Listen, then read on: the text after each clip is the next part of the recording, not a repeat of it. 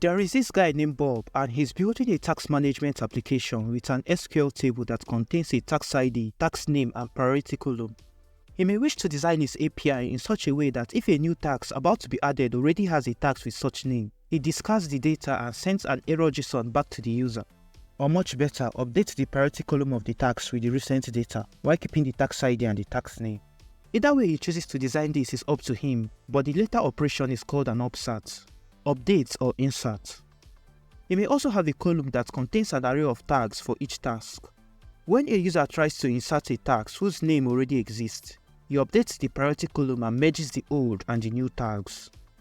In SQL and PostgreSQL in particular, we have the insert and the update clause, but there is no specific upsert clause. But we can achieve this using the insert clause, together with some additional clauses. In this video, we'll go through some examples and see how we can use this feature to achieve amazing data manipulation in our databases. And if you're ready for this, please smash the like button and subscribe for more videos like this. When Bob created his tax table, he used this SQL query. Notice that he specified the tax name to be unique. This makes Postgres check for conflicting tax name before inserting. And when there is a conflict, it does what Bob specifies. If Bob chooses to discard the data when there is a duplicate tax name, he uses this SQL query. You can see that after the regular insert query, we have a clause that says, on conflict, do nothing. Suppose he wishes to update the priority column, he uses on conflict, name, do update. You can notice that he didn't add the name field in the first query, as he's not required to specify the unique field in consideration if he chooses not to update. He hasn't completed his query though.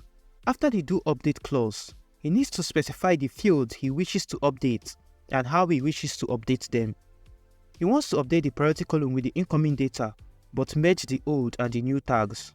So he writes the set keyword, followed by the priority field name, and assigns it to the new priority. The excluded table is a temporal table that contains the data of the row about to be added. For merging the tags, he will make use of a PostgreSQL array function called the array cat.